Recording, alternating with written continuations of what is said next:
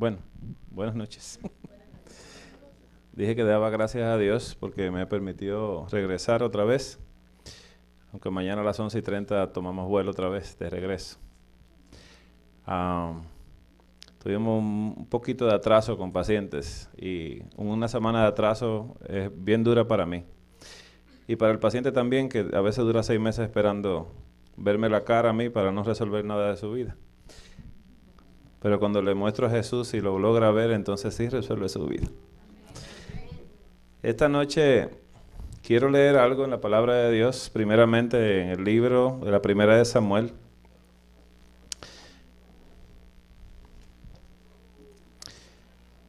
Cuando uno oye eso de salud mental, ¿quién se considera que no tiene salud mental aquí esta noche?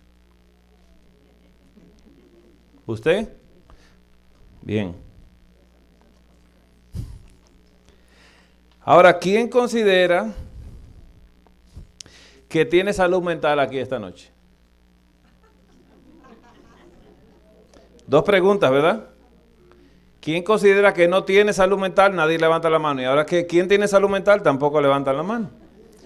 Pues hay un problema con la salud mental. Mire, cuando uno está pequeño y los padres le dicen a uno que el que está loco, ¿dónde está? En el manicomio. Entonces dice, los locos están allá, pero mira, hay más locos fuera que adentro. Déjeme decirle eso. Y no le llamamos locura, ¿no? ¿Qué es lo normal en cuanto a tener salud mental? ¿Quién demostró que tenía salud mental aquí en la tierra? El Señor Jesucristo. ¿Tenía salud mental? ¿Se preocupaba por algo? ¿Se preocupaba? Sino que se ocupaba, dice el hermano, es verdad. Se ocupaba de muchas cosas. El Señor Jesús no tenía problemas de emociones. Si le perseguían o si no le perseguían, si le golpeaban o no le golpeaban, su carácter no se mudó. Siguió siendo igual. Y dice la palabra de Dios que la blanda respuesta aplaca la ira, ¿sí? Y cada vez que alguien viene airado donde mí, yo le devuelvo una blanda respuesta, ¿sí o no? ¿Sí? Yo no creo eso. Yo no me creo. ¿Lo normal dónde está? Lo saludable. ¿Dónde está lo normal y saludable? En el cielo. Dios.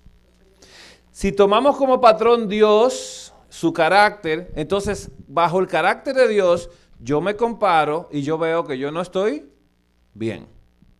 ¿No? Y vamos a tomar eso como patrón. Le explicaba esta tarde a unos hermanos acá que cuando usted pasa por una máquina de un Cascán y la máquina del Cascán le hace los cortes, ¿no? y entonces le da un reporte, ¿con qué usted cree que lo compararon a usted?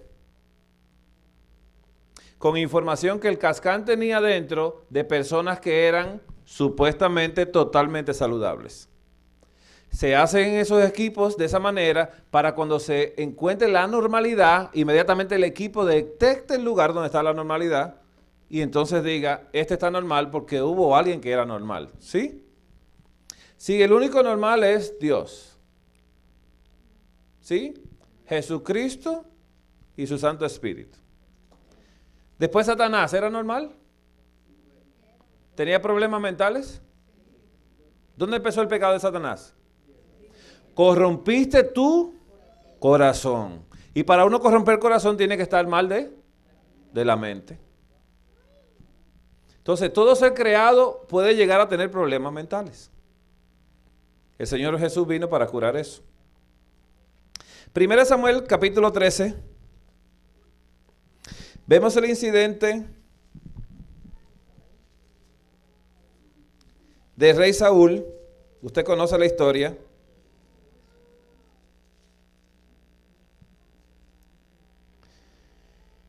Dice 13:8, y esperó 7 días conforme al plazo que Samuel había dicho.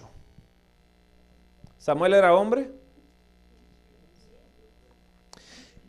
Y entonces dice así, pero Samuel no venía a Gilgal y el pueblo se le desesperaba. ¿A quién? al rey. El pueblo se desesperó. ¿Tenía salud mental el pueblo? Se desesperó. ¿Se desespera Jesús? Y dice aquí que entonces dijo Saúl, traedme holocausto y ofrenda de paz. Y ofreció el holocausto.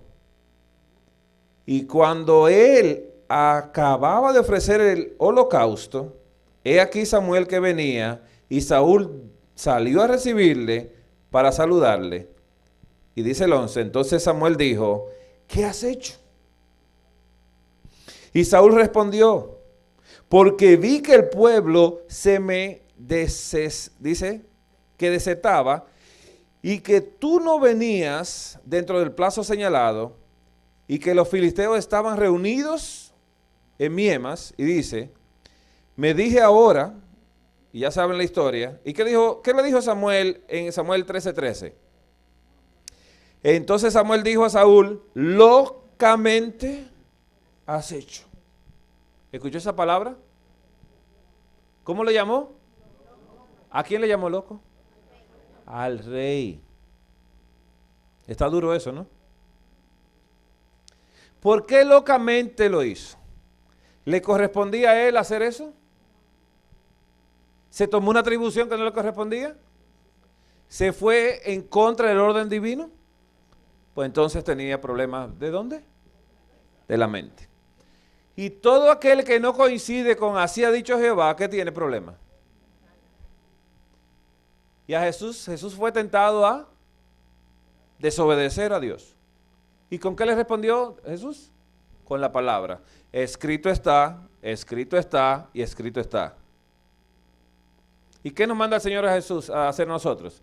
Que hagamos lo que está escrito. Y que no desobedezcamos eso, porque si lo desobedecemos, ¿dónde tenemos problema?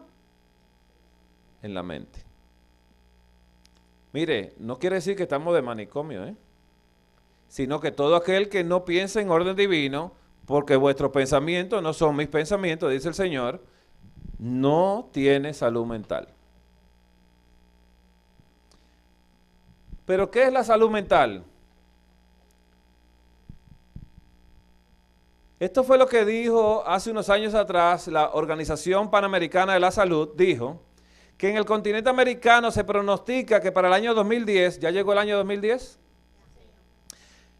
Habrá 176 millones de enfermos mentales, según la Organización Panamericana de la Salud.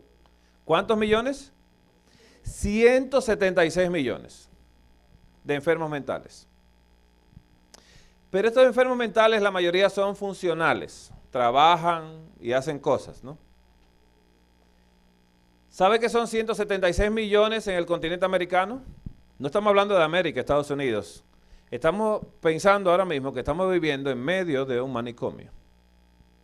Porque 176 millones de enfermos mentales hay problemas. Y estos son los que están registrados. Los que están registrados. Cuando una persona visita a un psiquiatra, el psiquiatra hace un reporte y el gobierno tiene el reporte de la persona. Y todo el que ha visitado un terapista o un psiquiatra está registrado como que fue y tenía problemas mentales. ¿Entendió esto? Digo esto porque tengo un amigo que es psiquiatra y no le permite a ningún familiar de él que visite un psiquiatra. Y él es psiquiatra. Y él sabe por qué lo hace, ¿no? La salud mental es como pensamos, sentimos y actuamos cuando lidiamos con la vida. Eso es la salud mental. También ayuda a determinar cómo manejamos el estrés, nos relacionamos con otras personas y tomamos decisiones. Al igual que la salud física, la salud mental es importante en todas las etapas de la vida, desde la niñez y la adolescencia hasta la edad adulta. ¿Cómo se manejan estas cosas? ¿Cómo pensamos nosotros? Si el pensamiento mío no es de Dios, yo tengo problemas mentales. Si yo siento diferente como Jesús sentía, yo tengo problemas en la mente. porque no he logrado sentir como Jesús sentía. ¿Cómo sentía Jesús? Dice que tenemos que tener el mismo sentir que hubo en Cristo Jesús. ¿Cuál fue el sentir de Jesús? Mañana hablaremos un poquito de esto. ¿Y cómo actuamos cuando lidiamos con la vida? ¿Cómo actuó Jesús frente a los problemas? ¿Cómo actuó Jesús frente a todo lo que le sucedía? Cuando Jesús leyó el libro de Isaías, ¿qué querían hacer en lo de la sinagoga con él? Lo querían matar. Lo querían despeñar. ¿Y qué hizo Jesús? ¿Se desesperó? ¿Qué hizo Jesús? Se salió. Mire qué interesante esto. Cuando Eutico cayó por la ventana y cayó, ¿y qué dijeron? ¿Que había? ¿Qué dijo Pablo? Que no es así. ¿Cómo se enfrentan a las cosas? ¿Cómo enfrentó Job la muerte de sus hijos, la pérdida de todo lo que tenía? ¿Cómo la enfrentó? ¿Cómo la enfrentó? La enfrentó como Jesús se enfrentó, porque Job era un prototipo de Jesús. Y Job es un ejemplo de Jesús. ¿Y cómo se comportó frente a todo eso? Dijo, bueno, Jehová quito, sea su nombre alabado. Job entendió que su plan era, y su proyecto, el proyecto de Dios para él era, que él fuera un adorador. Frente a lo que sea, fuera adorador. Y Job se mantuvo adorando. ¿Por qué estamos hablando de salud mental? Miren, todas las personas se sienten preocupadas. Cada uno de nosotros tenemos preocupaciones. Nos podemos sentir ansiosos, tristes o estresados algunas veces. Pero en el caso de una enfermedad mental, cuando hay enfermedad mental, estos sentimientos de arriba no desaparecen y son lo suficientemente severos para interferir con la vida cotidiana. Puede dificultar hacer amigos, conservar amistades, mantener un trabajo o disfrutar de la vida. Una persona que está estresada o preocupada o ansiosa, a veces se queda hasta en la casa y no puede ni manejar. O se le dificulta hasta hacer una tarea X. Dice, ay no, es que yo estoy muy preocupado. Y está como sofocado con el problema. ¿Y Jesús qué dice? Que le traigamos ¿qué? Las cargas a Él. Cosa que todavía no hacemos. Así que una persona con enfermedad mental, que no sea saludable mentalmente, los problemas de la vida cotidiana lo perturban demasiado.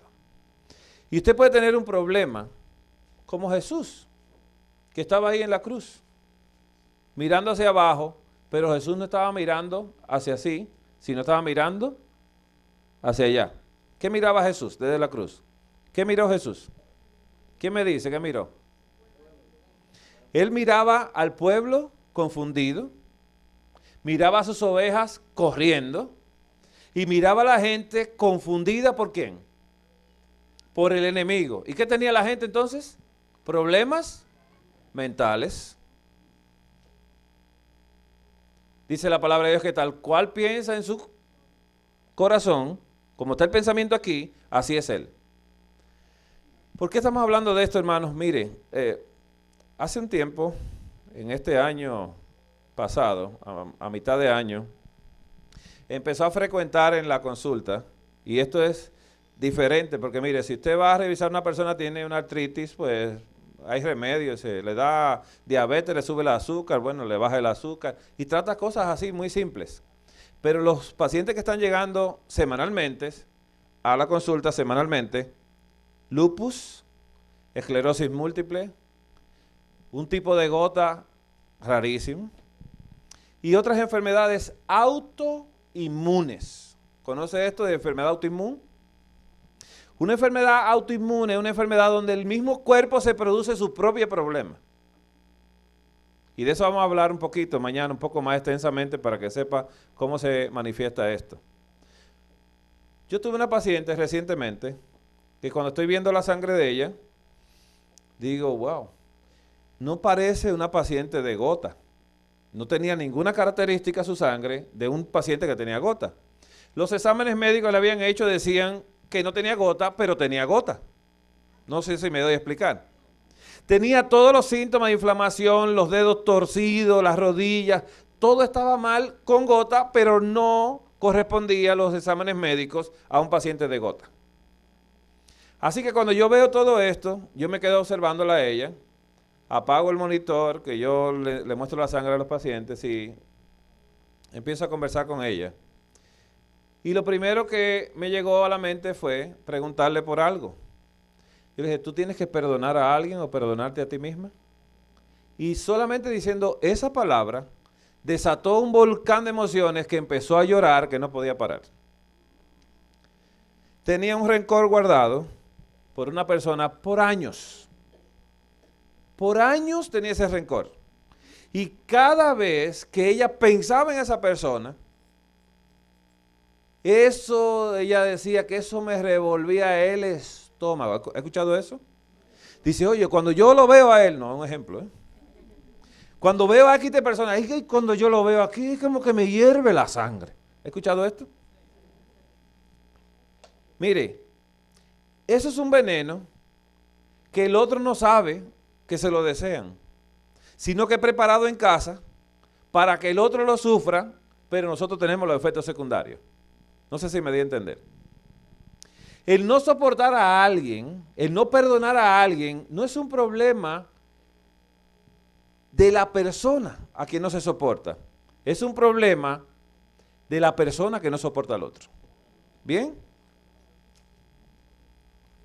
Miren, hermanos, cada uno de los problemas que hemos visto allá, hasta cáncer, ha venido por problemas de rencor, de falta de perdón, de odio hacia uno mismo, cuando uno se culpa de algo y dice, eso no me lo perdono yo, y todos los días lo dice, y no me lo perdono, y yo no me lo perdono, y mientras más usted lo repite, más sustancia química produce, y empieza su propio cuerpo a destruir sus propias células. Eso se llama un auto-odio. Miren, hermanitos, esto de la salud mental me ha tocado muy de cerca, ¿no? Y en los libros de mente, carácter y personalidad que Dios le dio a bien que tuviésemos nosotros como pueblo, son tan importantes para este momento del fin, que yo les recomiendo que los compre. Porque la última batalla será la batalla de la mente. ¿Quién obedece y quién no obedece? Y el que desobedece va a decir que el que obedece es fanático y es loco. ¿Sí o no? Y el que no obedece va a estar diciendo, no, porque mira, yo estoy bien, pero mira cómo él anda corriendo. Que el que corre es el loco. Y el que es cuerdo está en equilibrio. Es un poquito difícil esto, ¿eh? Quiero leer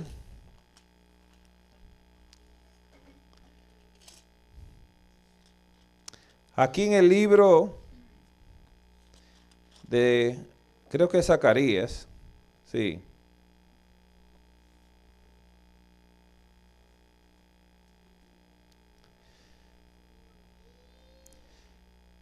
Dice aquí el libro de Zacarías, capítulo 7 y versículo... Quiero leer el 8 en adelante. Dice así. Y vino palabra de Jehová a Zacarías diciendo, así habló Jehová de los ejércitos diciendo, juzgad conforme a la verdad.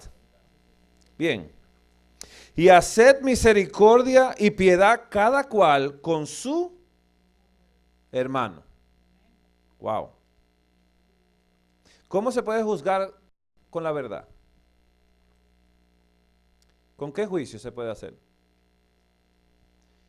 Si yo juzgo al hermano, ¿cómo estoy juzgando? Juzgando con mi justicia. ¿Y cómo es mi justicia?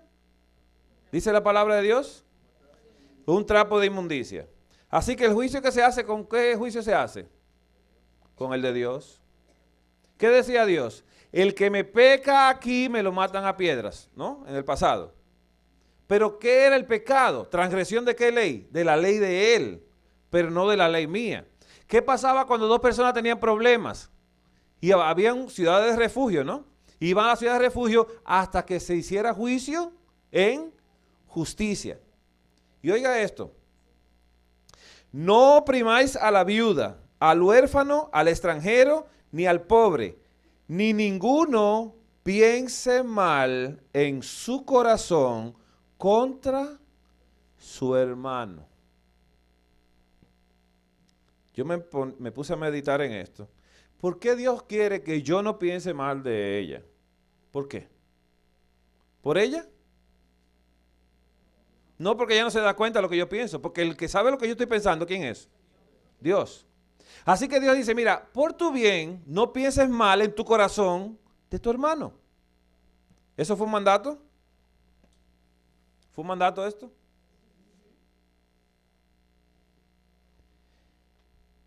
Pero dice el 11, pero no quisieron escuchar, antes volvieron la espada y taparon sus oídos para no oír.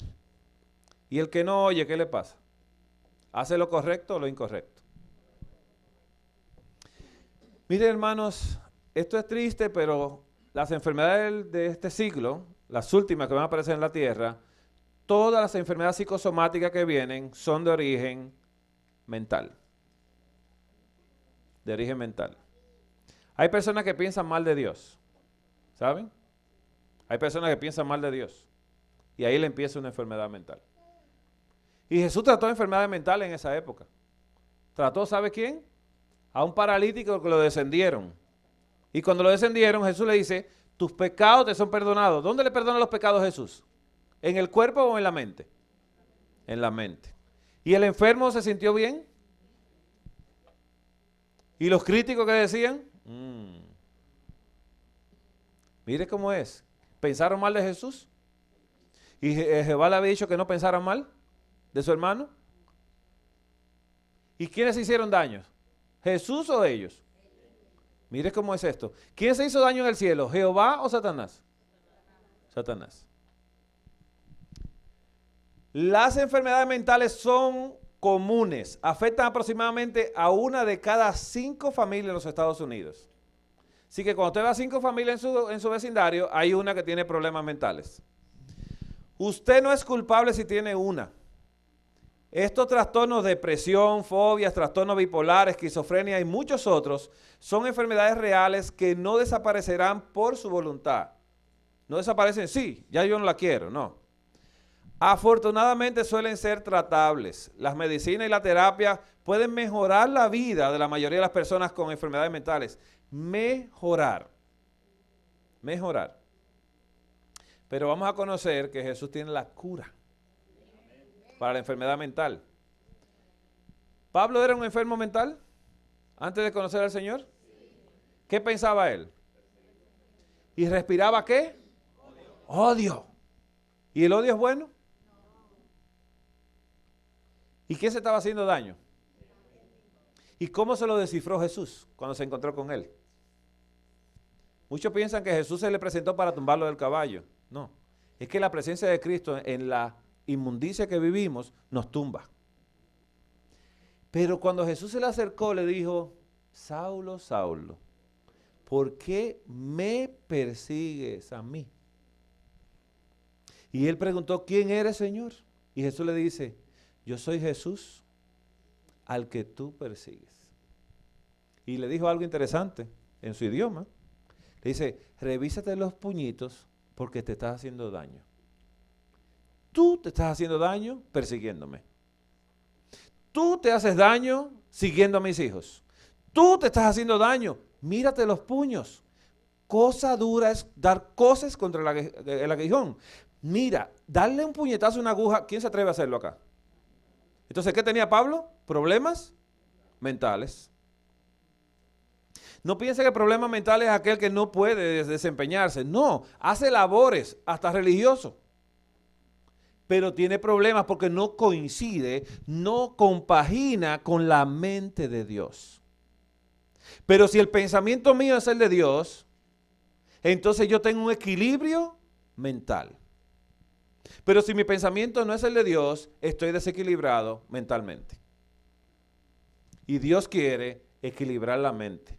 Por eso a este pueblo Dios le dio 2 tomos para menos darle. Mira que no dio 2 tomos de temperancia cristiana, pastor. Ni dio 2 tomos de consejos sobre régimen alimenticio, uno solo. Pero usted busca, les ha dado a toda la gente un solo tomo. Pero cuando fue a hablar de mente, dice 2 tomos y faltan más todavía. Porque cuando usted lee conducta sexual y adulterio, también ahí hay problemas. Y se le puede poner número 3. Mire, la culpabilidad, dice de 1/4 de las personas hospitalizadas son esquizofrénicas, dice el manual Merck. El manual Merck es un manual que está en todos los hospitales y está también en las farmacias. Es un libro así, grueso, que es un manual de medicina. Y dice que de todas las personas que están en las camas de los hospitales, no en los psiquiátricos, 1/4 de ellas son esquizofrénicas. Y esto es mucho decir. Porque cuando usted entra a un lugar, desde que la persona le dice, ¿qué usted quiere conmigo?, tiene un pensamiento esquizofrénico. Si la persona dice, yo he venido aquí y me han hecho daño, tiene un pensamiento esquizofrénico. Porque aunque ellos le están haciendo un daño, no saben que es un daño que le están haciendo. Y no es intencional, es por falta de conocimiento. Pero desde que empiezan a quejarse, hay problemas de esquizofrenia. La relación de la enfermedad mental funcional con respecto a la egocentricidad. ¿Quién fue el primer egocéntrico en el universo? Satanás. ¿Qué quería Satanás? Yo quiero ser mayor que Dios. Yo subiré a lo alto. Yo. ¿Y quería que lo adoraran a quién? A él. ¿Y él quería ser Dios? Sí. Mire qué bonito es esto. ¿Y él quería ser Dios? ¿Y Moisés representaba a Dios en la tierra? Delante de Faraón.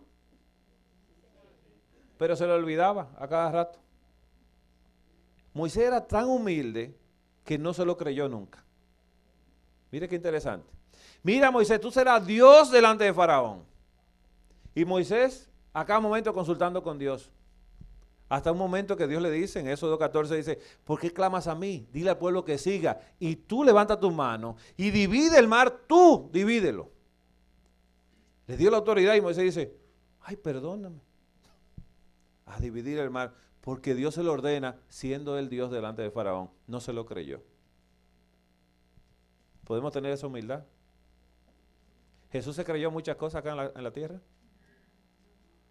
Y era mucho, pero decidió no creérselo. Y Pablo, todas las cosas que sabía, decidió que no creérselas.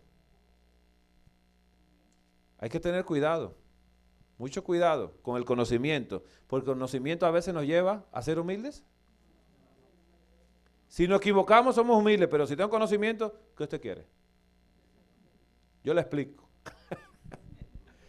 Mire, hay una relación entre la enfermedad mental y el egocentrismo. El egocentrismo es la característica que define a una persona que cree que sus propias opiniones e intereses son más importantes que las de los demás. ¿Conoce personas así? El término deriva del latín ego, que significa yo. Una persona egocéntrica no puede ponerse en los zapatos de los demás, nunca. Quitándose primero lo de él mismo, no. Si lo va a usar, se lo pone con lo de él. Y dice que no me sirve, por eso no lo uso. Y cree que todos buscan o deben buscar lo que él busca, o lo que él ve en alguna forma, y excede en lo que otros ven. O sea, él dice que lo que él dice es lo que va. Él es el que sabe de eso. El que más sabe. Él es el que más sabe. Así que la causa de enfermedad mental funcional es el egocentrismo. El egocentrismo lleva a la megalomanía, la esquizofrenia, la paranoica, el masoquismo, el hipocondríaco, la depresión y el suicidio. Y usted dirá que el deprimido no puede caer ahí en egocentrismo. ¿Alguien se ha sentido deprimido alguna vez? No sé, pero yo me he sentido deprimido, ¿no? En el pasado mucho.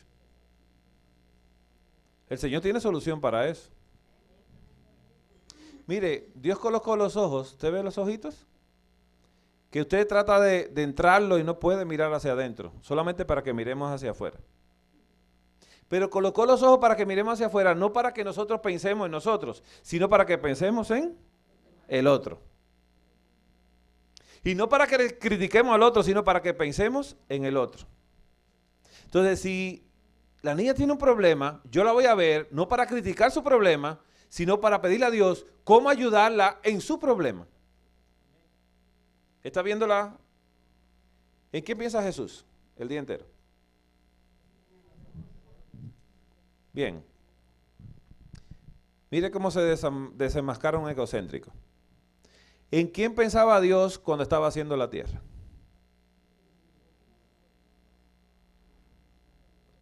En nosotros. ¿En quién pensaba Jesús antes de la fundación del mundo? Y cuando iban a hacer al mundo, ¿qué dijo Jesús? No. ¿Se inmoló? ¿Por quién? Por nosotros. Entonces, ¿quién está en la mente de Jesús hoy en día? Mire, apréndase eso y repítaselo. Porque si usted se repite eso todos los días, sabrá que hay alguien que está pensando en usted las 24 horas. No piense usted en usted mismo. No piense en usted mismo.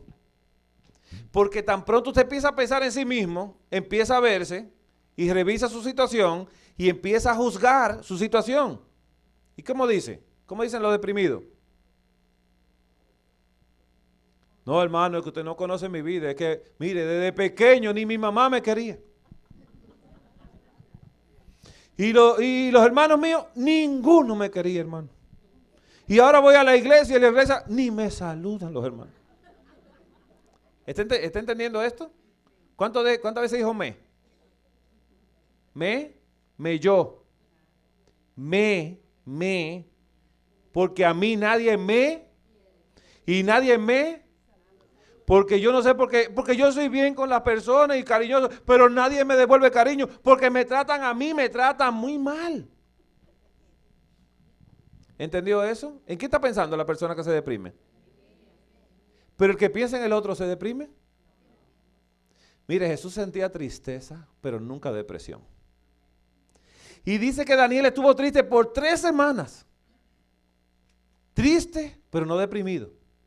¿Triste por qué?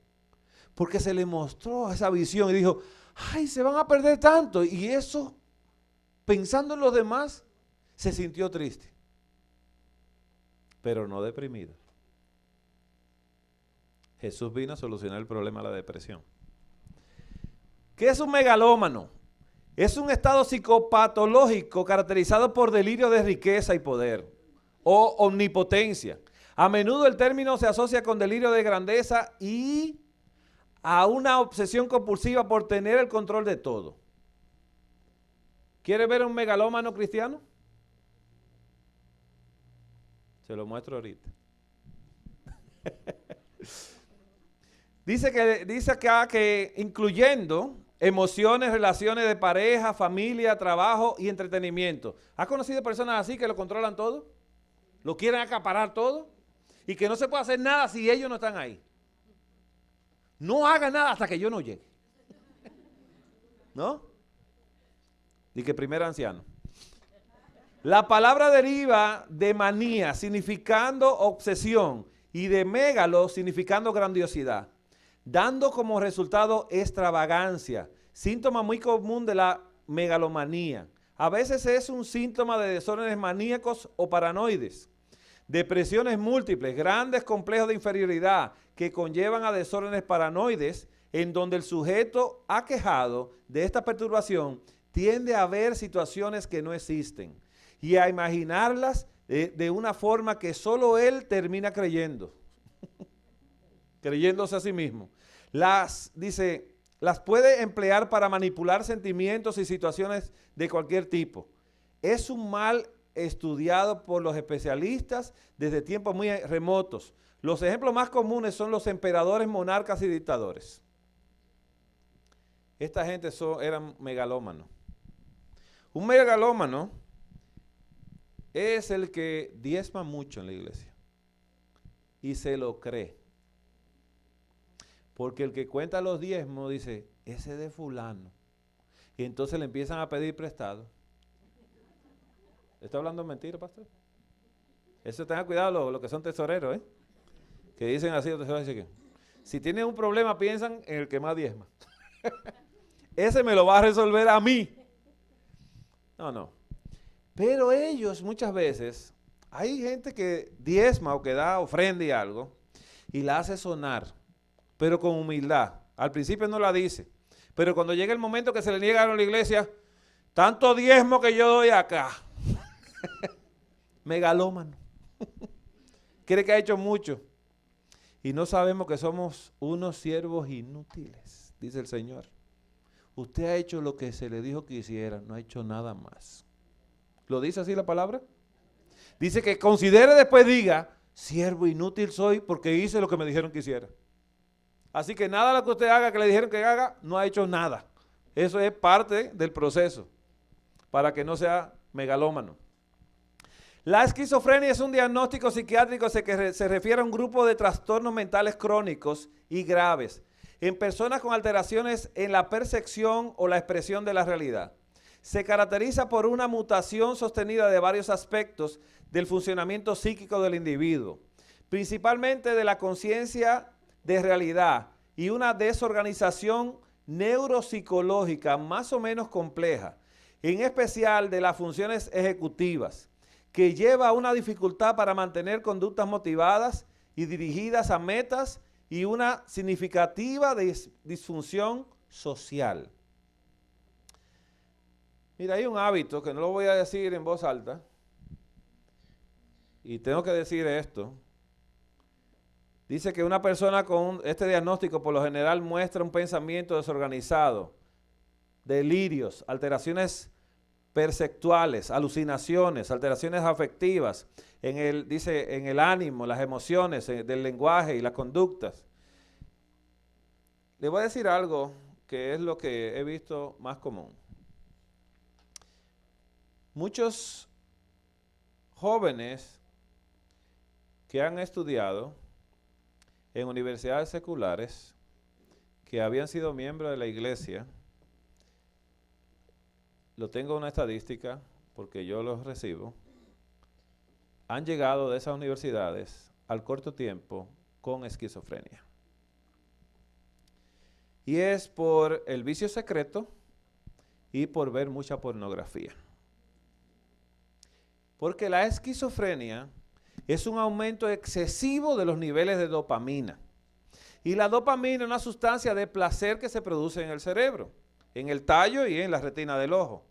Así que con altos niveles de dopamina se producen los pensamientos esquizofrénicos. Y con el vicio secreto y la pornografía en estas universidades, que se va a usar mucha droga. ¿Quién desmiente esto? Se usa mucha droga en la universidad, ¿no? Los cuartos, donde no dejan a los padres acercarse a las habitaciones de los estudiantes. Y usted sabe, ahí hay mucho desastre. Pero cada vez que recibo uno así, le hago una historia y me cuenta la misma historia. Y lo tengo por estadística, son muchos jóvenes que los padres prefieren mandarlo a universidades seculares y los jóvenes llegan al corto tiempo, menos de un año, con esquizofrenia. Y hay un alto índice de esquizofrenia en la Iglesia Adventista del Séptimo Día. Le estoy diciendo eso para que sepa que Satanás no está esperándolo afuera para una cosa, ¿eh? Martín Lutero dijo claramente que las universidades son centros de Satanás. El masoquismo es otra enfermedad egocéntrica y es la obtención de placer al ser víctima de actos de crueldad o dominio. Este disfrute también puede ser sexual o no sexual, porque a veces la persona confunde y piensa que el masoquismo es sexual, no es así. La característica fundamental del masoquismo que lo distingue de otros tipos de sumisión es la algolanía. Esto es la satisfacción obtenida sufriendo dolor físico en distintos grados. Hay personas que se hacen mucho piercing en el cuerpo, ¿no? Ellos siempre van o le hacen tatuaje, ellos disfrutan eso, del tatuaje. Pero hay otro tipo de masoquismo que es la mujer que le gusta sufrir, o el hombre que le gusta sufrir. No vamos a dejarlos solitos, ¿no? Después se sienten solos. La mujer que el esposo le hace, y ella entonces hace la sufrida, pero lo cuenta, para que sepan el grado de sufrimiento que está llevando. ¿Le ha pasado esto? Usted no sabe lo que yo paso con ese hombre. Y empiezan a decir de todo, empiezan a contar, y es para que la otra persona sepa el grado de sufrimiento que ella se somete y que sigue firme. Eso se llama masoquismo. Eso se llama masoquismo. Si usted está soportando algo, es porque el Señor le dijo que lo tenía que soportar. Pero no para que le cuente al otro el grado de triunfal suyo, superando esa característica de carácter que tenía que tener usted como Jesús, que lo soportó todo, pero con un fin. Pero yo lo soporto todo para contarlo como un fin de que vean que yo soy bien sufrido. Y que tengo un grado ya de que yo pasé esa materia con buenas notas. Lo que usted sufre, cierre la boca. Cuénteselo al Señor solamente. Pero no pase a esto porque mire, hay una satisfacción cuando el otro dice, ay, yo te admiro, yo no sé cómo tú aguantas tanto. Y dice, no. Hay un tipo de comportamiento así como ya halagador, llega a ser halagador. El masoquista ya hasta se halaga, hasta disfruta y dice, y mañana te cuento más, porque no tengo tiempo hoy. El hipocondríaco, la hipocondría es una enfermedad por la que él o ella, o la paciente, cree de forma infundada que padece alguna enfermedad grave. La característica esencial de la hipocondría es la preocupación y el miedo a padecer o la convicción de tener una enfermedad grave a partir de la interpretación personal de alguna sensación corporal u otro signo que aparezca en el cuerpo. Buscan en el internet síntomas y dicen, ay, yo sabía, no, eso era lo que yo tenía. Y se van a médico y pasan de un médico a otro y mire, yo he tenido personas que van donde mí, pero ya han ido como a 4. Pero como yo le dije que no tenía tanto, usted tampoco sabe nada. Digo, no sabemos. Y termino no sabiendo nada porque no sé ni lo que le pasa. Hipocondría. Puede ocurrir, por ejemplo, con lunares. Un lunar dice, ¿será cancerígeno de tu hermano? Dijo, no, pero ¿de cuándo te lo tienes? Desde pequeña, dijo. Pero a uno le aparece el cáncer después. Dice acá, pequeñas heridas, toses, esa tosecita, hermano. ¿Usted no cree que sea tuberculosis? Digo, ¿le da fiebre de noche? No, digo. Incluso latido del corazón, se le acelera el corazón, un pulso irregular. Movimientos involuntarios. Ay, hermano, mire, yo cuando me estoy durmiendo, me salto una pierna. O sensaciones físicas no muy claras. Aunque el médico le asegure que no tiene nada, el hipocondríaco solamente se queda tranquilo un rato, pero su preocupación vuelve de nuevo. La interpretación catastrófica de los signos corporales más ínfimos por parte del individuo es el mecanismo que desencadena la hipocondría. Y ahí si usted habla de una enfermedad, a veces yo tengo pacientes que van con familiares y le estoy diciendo al paciente, no, porque mire, entonces dice, pero eso tengo yo también. Y le digo, señora, le estoy hablando con la paciente. No, pero así mismo como usted lo describió me da a mí. Lo que pasa es que yo supero eso porque yo mentalmente yo digo, no, yo no tengo eso. Pero es tremendo esto, ¿no? Es tremendo. Mire, y usted no habla de enfermedad porque el hipocondríaco anota síntomas. Y lo va anotando y lo va desarrollando en diferentes momentos de su vida. En diferentes momentos. Si quiere buscar algo en la casa, ¿no?, que le favorezcan en algo, entonces desata una serie de síntomas que anotó en su mente, porque son buenos anotando, y empiezan a tener síntomas, y si son médicos, son más hipocondríacos.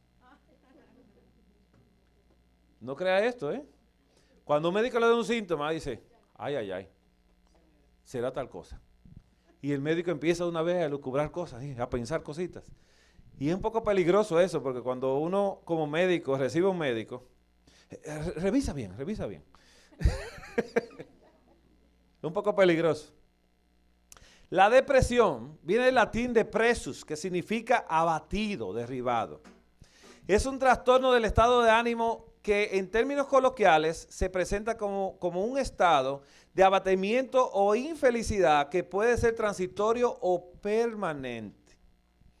El término médico hace referencia a un síndrome o conjunto de síntomas que afectan principalmente a la esfera afectiva, la tristeza patológica, el decaimiento, la irritabilidad o un trastorno del humor que puede disminuir el rendimiento en el trabajo o limitar la actividad de la vida habitual, independientemente de que su causa sea conocida o desconocida. Mire, el deprimido es uno de los trastornos egocéntricos más frecuentes que hay. Porque la gente cambia la tristeza hacia depresión. Y es cuando se mira a sí mismo. Y se está mirando a sí mismo. Mire, si iba a haber un deprimido en esta tierra, tenía que ser Jesús. Porque desde pequeño el diablo no lo dejó solo. Y Job, con lo que le pasó, tenía que deprimirse. Porque ¿a quién le pasó? A él. Pero a Job no le pasó nada. Porque dije, yo vine sin nada de este mundo, yo no tenía nada. Y ahora tampoco tengo nada. Ese era lo que él pensaba. Porque lo de la tierra era pasajero. Y lo de la tierra es pasajero, ya lo del cielo era lo que él contaba con eso, solamente con eso. Porque lo de acá va a pasar, lo de arriba es eterno. Así que él tenía una definición de Dios clara, exacta. Y él, sobre esa definición, no cayó en egocentrismo. ¿Y sabe que Satanás dijo que él era egocéntrico, que Job era egocéntrico? ¿No se lo dijo a Dios? Dice, no, es que tú como lo cuidas tanto, él te sirve. Pero quita la protección y toca lo que él tiene. Dijo, pero Job no tiene nada. Y entonces dejó que lo tocara lo que tenía y demostró. Pero dijo, no, es que a él no le importan los hijos, ve que se le murieron y se quedó como si nada. Pero le dejó la mujer viva. Porque la mujer de Job era egocéntrica. ¿Sí o no? ¿En quién pensaba la mujer? En ella. Y ve que el hombre no sufre por los hijos y dice, pero maldice Dios y muérete. Pero Job, como quiera, porque Satanás dijo, deja que toque su piel, porque piel por piel, todo el hombre lo dará por su propia vida. Pero ¿cómo van a vencer al final de la historia? En Apocalipsis 12. Y ellos la han vencido por medio de ¿qué? De la sangre corrida y la palabra, el testimonio de ellos, que no amaron su propia vida ni aún ante la. Entonces, ¿eran egocéntricos los que se salvan? No. Y es así esto. Mire, el suicidio es la expresión máxima del egocentrismo. El suicidio es el acto de quitarse la propia vida. Muchas religiones lo consideran un pecado. Esto es un término que estoy leyendo un libro de psiquiatría. Quitarse la vida es pecado. Ahora estoy leyendo lo que dice de psiquiatría. Y en algunas jurisdicciones se considera un delito. Por otra parte, algunas culturas lo ven como una forma honrable de escapar de algunas situaciones humillantes, sin escapatoria o dolorosas en extremo. El número de casos ha aumentado en escala a nivel mundial en un 60% en los últimos 45 años, y en la actualidad 1 millón de personas ponen fin a su vida todos los años, lo que equivale a una muerte cada 40 segundos. Hay una persona que se está quitando la vida. El suicidio también puede ser efecto de trastornos psiquiátricos que comúnmente se acompañan de depresión o ansiedad. ¿Sabe que después que la bolsa de valores cayó y todo esto, se empezaron a matar unas cuantas personas, ¿no? ¿En quién pensaban ellos los que se mataron? Y mataron la familia porque estaban pensando en ellos. Matan la familia y se matan ellos. ¿Son egocéntricos? Sí, porque mátate tú. Pero deja a los otros que vivan con su problema. Pero no, ellos piensan por lo demás. También eran megalómanos. Miren, hermanos, hay personas que a veces piensan tanto en sí mismas que cuando ve que el ambiente ya como que lo está ignorando, dice, ya siempre está así. deciden pensar quitarse la vida. Y si no le hacen nada de caso, dice, yo me voy a matar para que sufran después. ¿Ha escuchado gente que dice así? Hay personas que dicen, cuando yo me quite la vida, yo voy a hacer sufrir a ella. Y se inmolan. Y ella lo llora por 3 o 4 días, pero después pasó el olvido. Ay, si volvieran a la vida. Verían que no hay problema con eso, ¿no? La paranoia es un término psiquiátrico que se describe en un estado de salud mental caracterizado por presencia de delirios autorreferentes. Más específicamente, puede referirse a un tipo de sensaciones angustiantes, como la de estar siendo perseguido por fuerzas incontrolables, o el ser elegido para una alta misión. Hay paranoicos así, dicen, no, yo vengo de Plutón. Dice como la de salvar al mundo, delirio de grandeza, grandiosidad, atributo. Por eso dijimos que el megalómano era, en sentido, era paranoide también. Dice, atributo por algunos estudiosos, dice, determinadas personalidades dictatoriales y gobiernos. Hay uno por ahí que es megalómano. No vamos a mencionar dónde, pero usted lo ve mucho en la televisión a cada rato, hablando. La paranoia se manifiesta igualmente en los delirios por celos, en el delirio erotomaníaco, el delirio somático, etc. Es un trastorno de tipo crónico con mayor o menor virulencia. ¿Qué estoy haciendo? ¿Fui yo? Virulencia ocasional que se presenta mayormente en individuos con personalidad ególatra y desconfiada. Mire, hemos estado hablando de enfermedad mental, pero no sé si usted sabía que el presidente que gobierna esta nación es maníaco depresivo.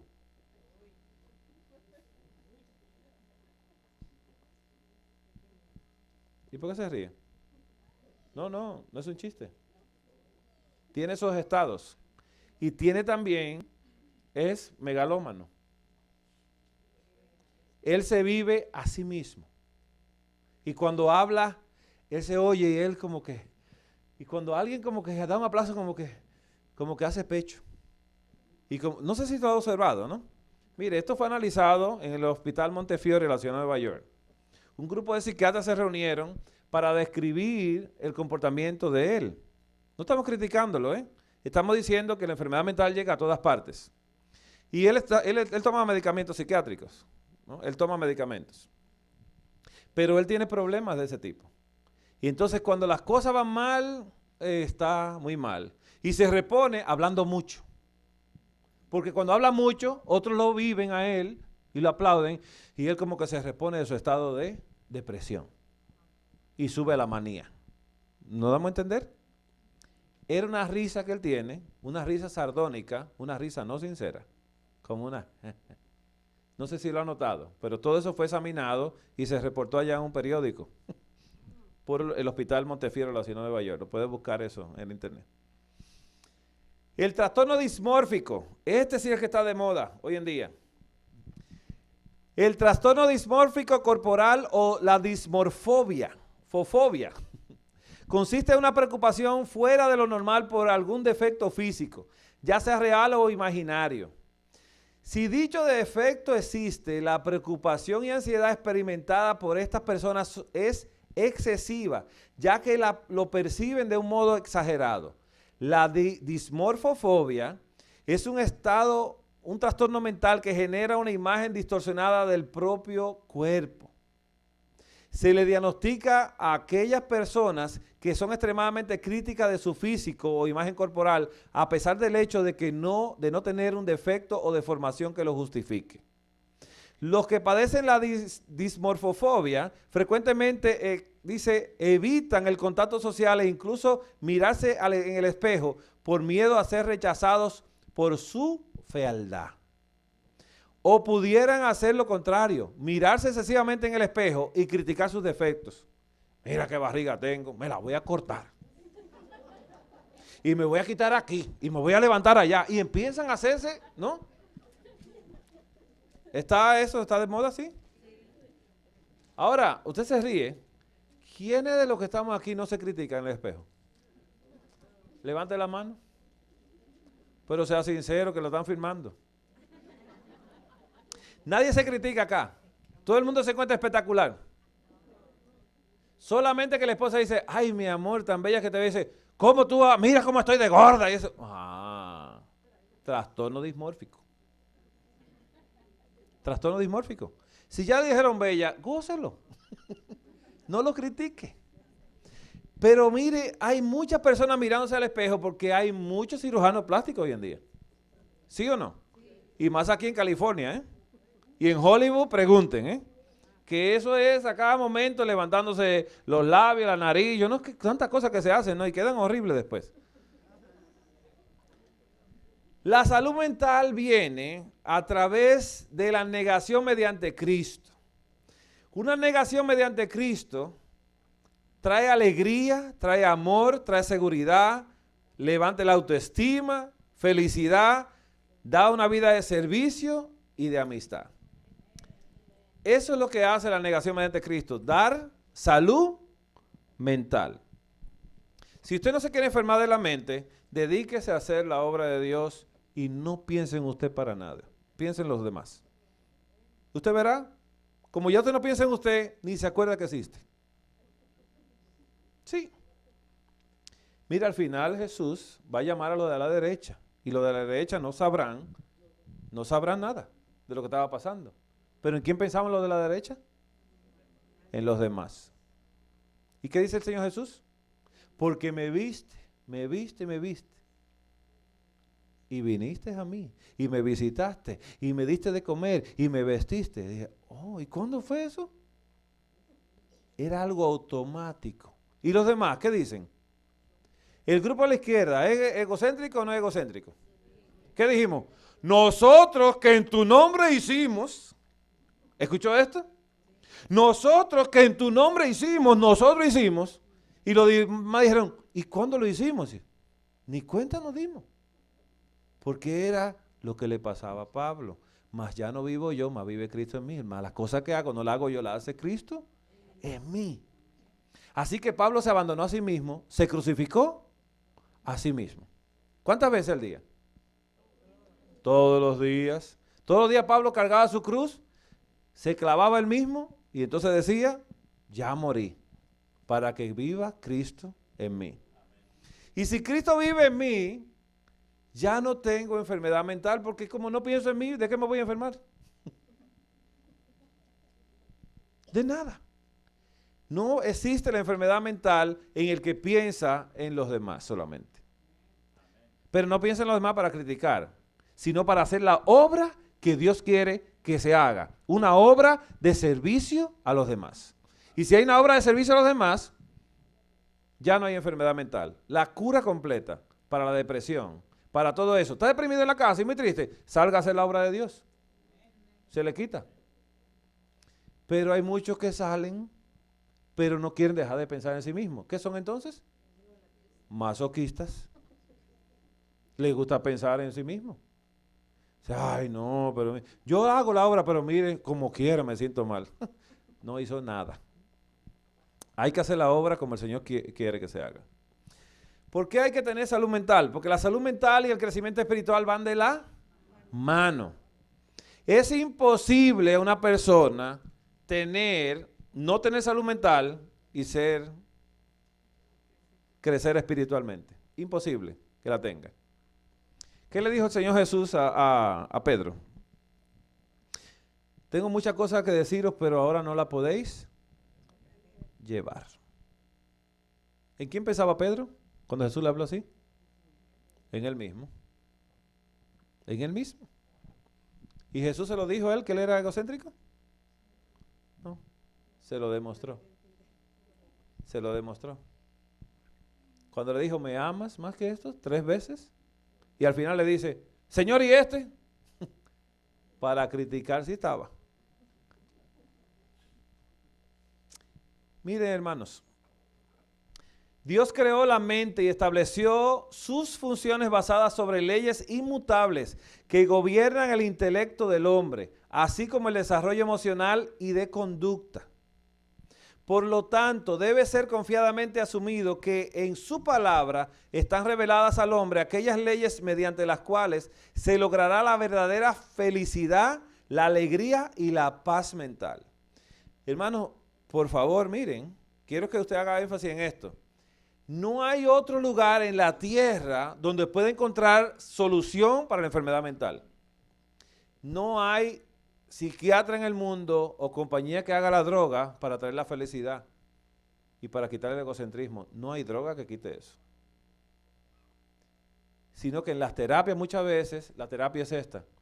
Párese frente al espejo y diga, tú eres maravillosa. Tú eres grande. ¿Cómo tú vas así? ¿Qué te hace falta? Tú tienes de todo. Y a la persona que sufría de la gota, tenía de todo. Tiene de todo. Es millonaria. Fue hasta con chofer. Y le estoy diciendo esto. No voy a decir más de ahí. Pero una persona que tiene mucho dinero, pero en el corazón tenía un problemita. Que Jesús le está sanando. Porque una semana y media después de emprender una serie que se llama Sanando las Heridas, se le desinflamó una mano completamente. Sin medicina. Sin medicamentos. Escuche esto. Y así tratamos el lupus sin medicina. Y es a través de lo mismo, que la persona sane sus heridas, haciendo la obra de Dios y perdonando a aquellos que no le hicieron nada, que en su mente crearon sus problemas, pero, y si le hicieron algo, perdone también, porque Jesús dijo que había que perdonar. ¿Era una opción o un mandato? Mandato. Adicionalmente, está implícito que Satanás tiene una falsificación a los sencillos principios de salud mental de Dios. Esta falsificación está basada sobre premisas que al menos que en partes son incompatibles con los principios bíblicos. La Biblia la define falsamente llamada ciencia. ¿Sabe quién es el padre de la psicología moderna, la psicoterapia? Sigmund Freud. Sigmund Freud fue el padre de la psicología moderna. Hay otras tendencias psicológicas que dicen que usted tiene que quitarse ese sentimiento de culpabilidad. Y hay otras que dicen que moralmente usted tiene que olvidarse esos principios morales que la están destruyendo. Esas son las tendencias que hay. Y yo conozco muchas tendencias psicológicas, ¿no? Porque la he estudiado. Y esas tendencias tratan de liberar a la persona de culpabilidad, y las personas que salen del closet por medio de un psicólogo que lo ayuda a salir del closet, diciéndole que se libere de esa culpabilidad, que sigue estando ahí, porque aunque salen del closet, siguen siendo deprimidos. Todos son deprimidos, todos los que salen del closet sufren de depresión y se sienten solos, porque eso es antinatural y un quebrantamiento de la ley de Dios. Como quiera, el ser humano fue creado para que cuando la quebrantara se sintiera mal. Y no, por más bulla que hagan y más felicidad y todo, y que quieren adoptar niños, son infelices como quiera. Solo la salud mental viene a través de la cruz del Calvario. De otra manera no va a venir. Es evidente que aquellos que sufren de profundas perturbaciones mentales no pueden cumplir adecuadamente sus compromisos espirituales. Dígame, un deprimido, ¿estudia la Biblia? ¿Con profundidad? Puede estudiar la escuela sabática, ¿no? Y dice que la estudió. Pero no puede profundizar porque está pensando ¿en quién? En sí mismo. La confianza sencilla, la paz que proviene de una relación única con Jesucristo, no puede ser alcanzada por el temeroso, el ansioso, ni el profundamente perturbado. Por eso hay una palabra que se repite muchas veces en la Biblia: no teman. ¿Ha escuchado eso? ¿Cuántas veces el Señor Jesús siempre decía, no teman? ¿Recuerda a Pedro cuando todos en la barca vieron a alguien que venía caminando en las aguas, sobre las aguas? ¿Qué dijeron ellos? Creían en fantasmas, ¿saben? Y eran judíos. Creían en fantasmas. ¿Quién le enseña los fantasmas a uno?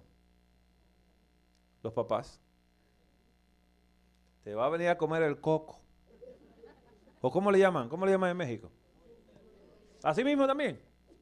Bueno, el cuco o el coco. Y entonces le empiezan a poner eso a los niños, y los niños, aunque sean grandes, pues yo le digo esto, que el Señor me ayuda a superar. Esto es una confesión. Mi esposa me decía, cuando nos casamos, ay, apaga las luces que se me olvidaron. Y yo hacía así, mire. Y miraba la cama, porque mi mamá decía que cuando me portaba mal venía una mano debajo de la cama a alarme. Y hacía así, mire, ¡fua! Y brincaba y saltaba a la cama. Y dice, pues, ¿y por qué tú brincas? Y dice, jugando que estoy. Pero no era jugando, era miedo que tenía. Era miedo, pero eso estaba aquí grabado. Y mañana vamos a hablar un poquito de lo que se graba. Y usted verá qué peligroso es esto. Así que todo eso estaba ahí. ¿Usted cree? Un día yo corriendo por un pasillo apagando una luz. El Señor me detuvo y dice, ¿a dónde vas? Y yo, y me detuve y entonces me arrodillé y medité en el Señor y el Señor me dijo, digo yo, pero pásame un cascán, ¿por qué yo soy así? Dice, aquí mira. Y los muertos nada saben, ni tienen más paga y su memoria es puesta en olvido, también su amor y su odio, fenecieron ya y ya no tienen nada más que hacer. ¿En qué es que tú lo tienes miedo? Digo, tengo que creer en tu palabra. Y creerle a Dios cura esos problemas, lo sana. Y eso fue algo personal que le dije, pero hay muchas personas que están perturbadas de esa manera. Así que los ansiosos y perturbados, muy difícil que puedan tener, es que no puedo, hermano, porque me siento mal. Pero la palabra de Dios ofrece esperanza para tales personas, todos nosotros. El profeta Malaquías nos asegura que para aquellos que temen el nombre de Dios, nacerá el sol de justicia y en sus alas traerá sanidad o salvación. Como dice Malaquías 4:2. Aceptando que cada principio valedero del correcto vivir está esbozado en la palabra de Dios, el cristiano debería reconocer que una mente sólida es un don de Dios. De alguna manera, las perplejidades y estructuras de la vida moderna, las presiones, las tensiones, los niveles de estrés están resultando en mayores números sucumbiendo a la tragedia del quebranto mental. Este estrés es evidente aún dentro de las filas de los cristianos. De allí que, en honestidad, los cristianos deben dirigirse directamente al problema del quebranto mental y a la creciente inhabilidad de muchos para desempeñarse adecuadamente en el hogar. Esta inhabilidad, a su vez, conlleva a problemas matrimoniales y al quebrantamiento de las relaciones en el hogar. ¿A quién le gusta estar con un deprimido todos los días?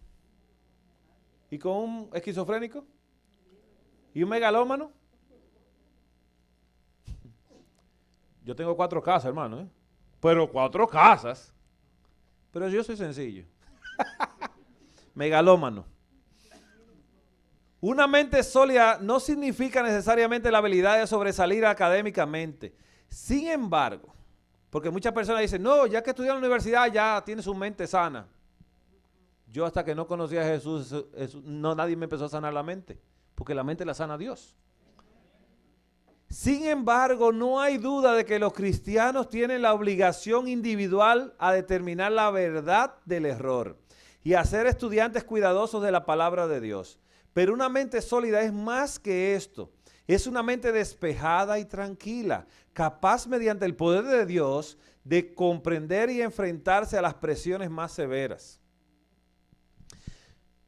Dice acá la palabra de Dios en 1 Corintios 10:13, no os ha sobrevenido ninguna tentación sino humana, pero Dios es fiel y no os dejará ser tentados más de lo que podáis resistir. Antes, junto con la tentación os dará también la salida, para que podáis soportar.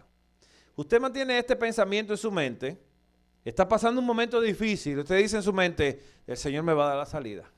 El Señor me va a dar la salida. Y trate de repetir eso en su mente una y otra vez, porque fue una promesa que se va a cumplir. Esta promesa puede ser aceptada por cada cristiano, dice, comprometido tanto como para las pruebas espirituales como emocionales. Es quizás una de las mayores promesas en toda la Escritura, porque humanamente es probable que todos tienen un punto de desmoronamiento. Aquí Dios promete que es imposible ser colocado bajo tensión o estrés que no puede ser manejado cuando uno está fortalecido y asegurado por Él. Esta promesa no niega que hay una gran variación en la tolerancia de las situaciones de estrés, pero sí ofrece la seguridad de que Cristo fortalecerá la debilidad del hombre o nos preservará de aquellas situaciones que están más allá de nuestra capacidad para manejar.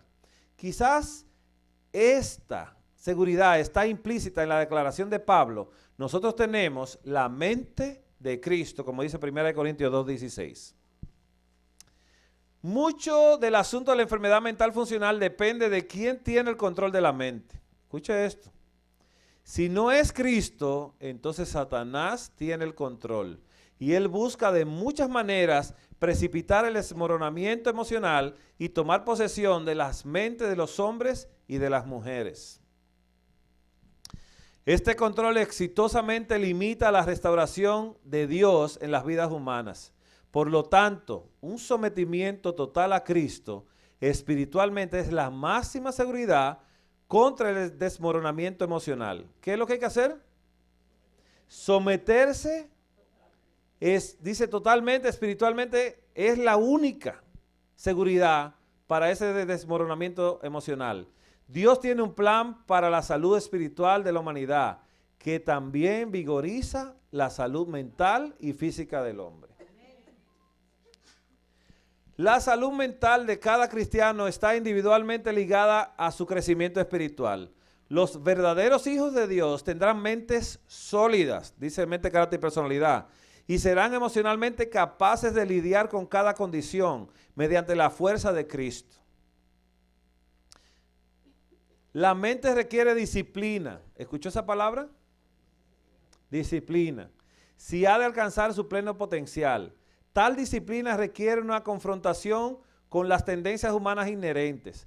La mente humana, al desprenderse de las ligaduras confinadas de su egocentrismo mediante la comunión con Dios, permite una expansión de las percepciones mentales del hombre. Al disciplinarse la mente, la voluntad es ligada con la voluntad de Dios, de manera que se refleje más perfectamente la imagen de Dios en el hombre. Tales procesos de madurez reducen las fluctuaciones en el estado de ánimo, de manera que hay menos dependencia de las diversiones para hallar excitación como respuesta a las dificultades o depresión. ¿Conoce esto? Hay personas que dicen, tú estás deprimido, ay, pero sal, vístete, haz esto. ¿Has escuchado esto? Eso como una solución, ¿no? Pero aunque salga, la mente se queda adentro. Y aunque se cambie de ropa, aunque salga de tienda, aunque gaste y compre, la mente no cambia con esto. En la medida en que el hombre, mediante un estudio serio de la palabra de Dios, reconozca el precio infinito pagado por su salvación, no puede devaluarse a sí mismo. ¿Qué fue que empezamos a hablar hoy nosotros? ¿En quién pensaba Jesús? Mire qué interesante.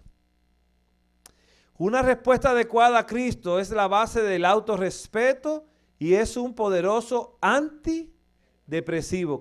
¿Vamos a repetirlo? Una respuesta adecuada a Cristo es la base del autorrespeto y es un poderoso antidepresivo. El Señor Jesús quiere que usted sepa que Él está pensando en usted hoy en día. En nadie más, sino en usted. Y cuando usted está hablando en oración con Él, sepa usted que Él le está escuchando. ¿Le está escuchando? Porque ¿quién va a escuchar? ¿A Él mismo? ¿Su propio pensamiento? No. ¿Por qué ministra en el santuario celestial? Por nosotros. ¿Y quién nos acusaba de día y noche? ¿Y quién es nuestro abogado? Oye, tenemos abogado sin llamar lo que sea nuestro abogado. Se ofreció a ser abogado. O sea, yo no entiendo esto, ¿no? Pero es un abogado de oficio. Está entregado por nosotros. Y el mismo abogado tiene la solución en sus manos y en su pecho del problema de nosotros. Y cuando nosotros pedimos perdón, ¿qué hace el abogado? Dice, yo lo defiendo, pero también ofrecí mi sangre. Y con la sangre de Él somos Mire qué bonito es esto. La obediencia a Dios es libertad de la tiranía del pecado. Libertad. Esta obediencia solo es posible con el poder divino. Cualquier intento para vencer los resultados emocionales del pecado por obtener apoyo humano está destinado a ser inadecuado o, en el mejor de los casos, de valor transitorio. Una vida pura y santa es más apropiada para el desarrollo de una sólida salud emocional. Las tendencias modernas a ignorar o excusar el pecado han tenido repercusiones emocionales devastadoras. Parte de la base para la negación del pecado es el deseo de evitar la culpabilidad implícita en el reconocimiento del pecado. Pero para el cristiano convertido, el reconocimiento del pecado está acompañado del reconocimiento de Cristo como Salvador. Aquel capaz de eliminar la culpabilidad del pecado arrepentido. Del pecador arrepentido. Hubo una situación que se me presentó en el pasado de una hermana que se cambió de religión. Se cambió de la iglesia adventista a otra religión. Y dice ella, usted no sabe el alivio que tengo yo. Y digo, no me diga, ¿y de qué te aliviaste? Dice, ay hermano, mire, ese sábado me tenía loca. Porque tú sabes las cosas que yo hago el sábado ahora y me siento tranquila. Eso era que Dios no quería que yo lo guardara. Y digo yo, ¿quién se siente tranquila? Yo digo, Le dijo, ¿usted se siente tranquila? Sí. ¿Y Dios se siente tranquilo? ¿Está conforme Dios? Yo pienso porque yo siento así. ¿Está entendiendo el yo? No nos damos cuenta, pero cambió de atrio para curarse del quebrantamiento del día del Señor. Y ella sentía alivio, porque ya por lo menos, cambiando y estando en un grupo que se repartía la responsabilidad de la desobediencia, todo estaba bien. ¿Sabe cómo es la responsabilidad al desobedecer? Quizá usted no tira piedras, pero si estamos en un grupo y uno tira la piedra, usted se anima a tirarla también, porque ya es el grupo que la está tirando. No sé si me doy a entender. Y eso es responsabilidad compartida. Eso se practica mucho, ¿sabe? Mucho se practica hoy en día. Cristo no le pide al hombre que venza en su propia fuerza, sino que ofrece su poder infinito y vida victoriosa como la base de la confianza del hombre para el éxito. En la medida en que el hombre acepte el poder de Cristo, Satanás pierde su poder. El papel de la oración es vital en la resistencia al pecado. Orar.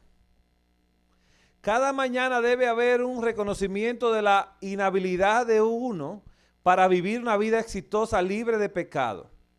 Uno debe clamar a Cristo para apropiarse de su poder para una vivencia victoriosa. La negligencia en la oración conlleva a confiar en uno mismo o en otros seres falibles, lo cual a su vez lleva inevitablemente al fracaso.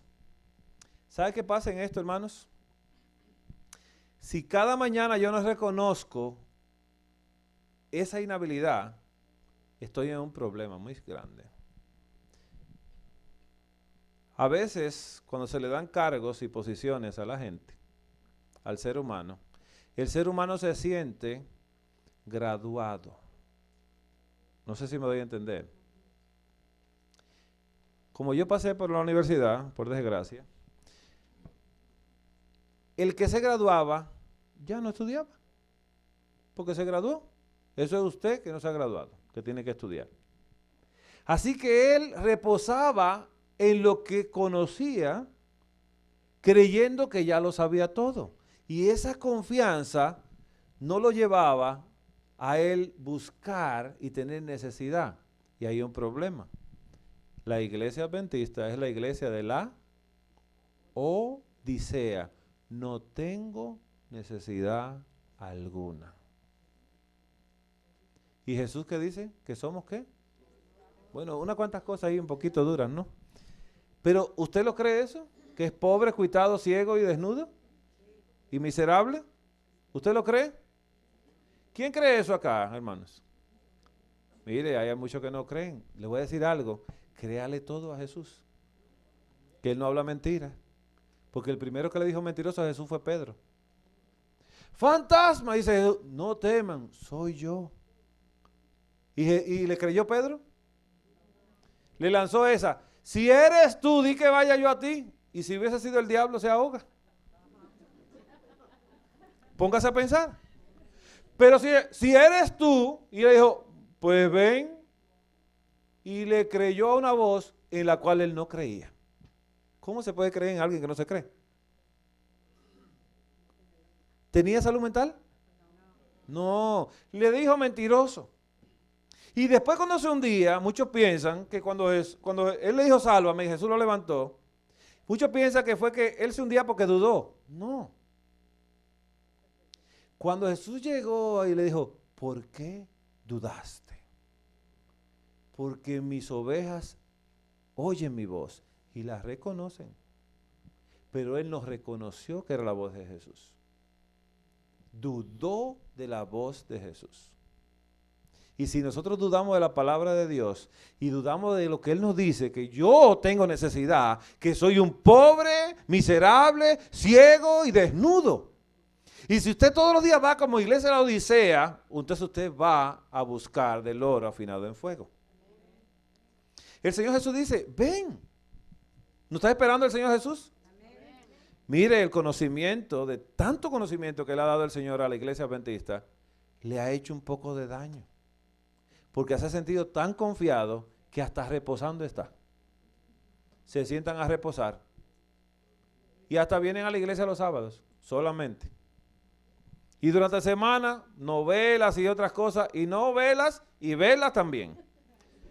Y todas las cosas que no deben de hacer lo hacen, y el sábado se curan con la visita a la iglesia, un poco de polvito, el perdón que el pastor le da. No, eso está feo, eso es feo. Con demasiada frecuencia, aquellos que no responden a su conciencia sienten una compulsión a pisotear la conciencia de otros.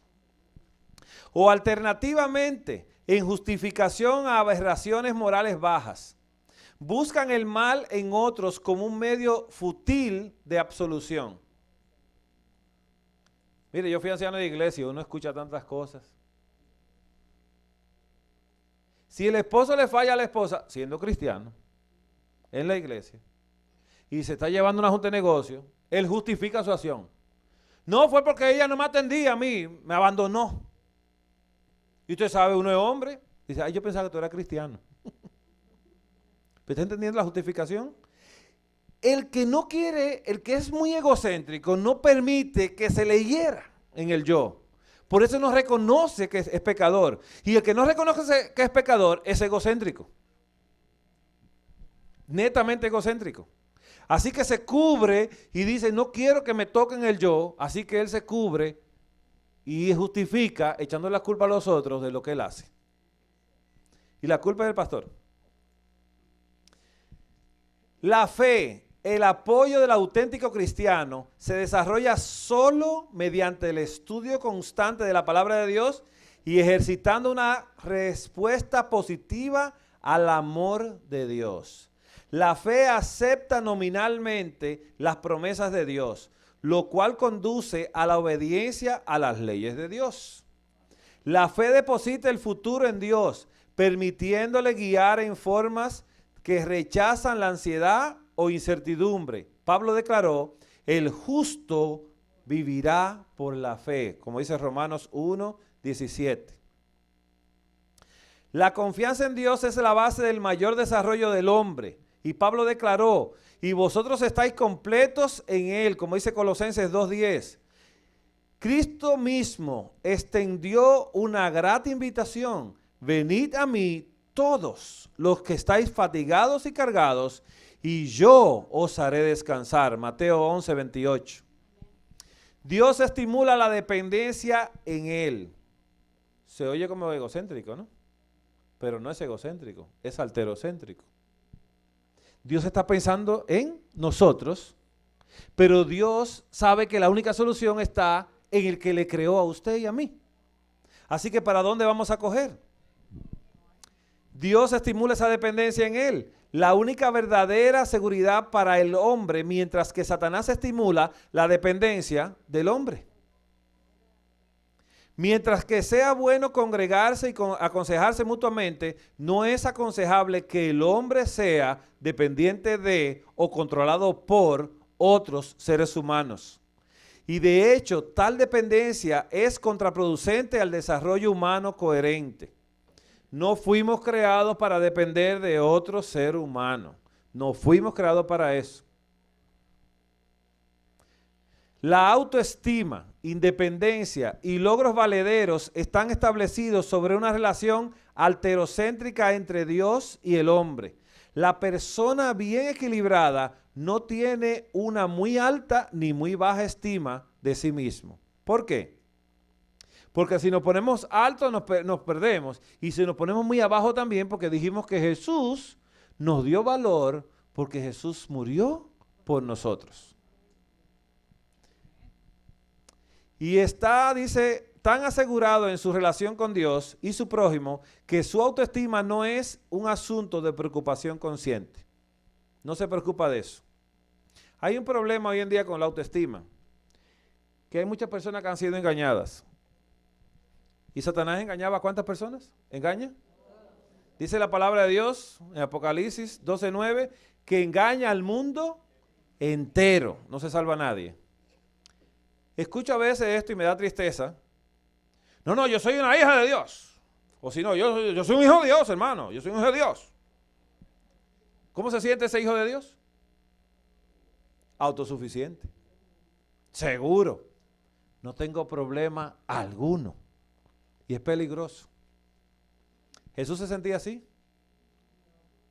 ¿Cómo manejaba Jesús eso? Dependiendo de Dios. Porque si era autosuficiente, en el Getsemaní no hubiese sufrido tanto. Pero el Getsemaní sufrió porque tenía en ese Getsemaní que dejar morir al hombre. Tenía que dejarlo morir.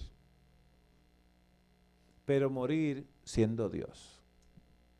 Y eso es difícil.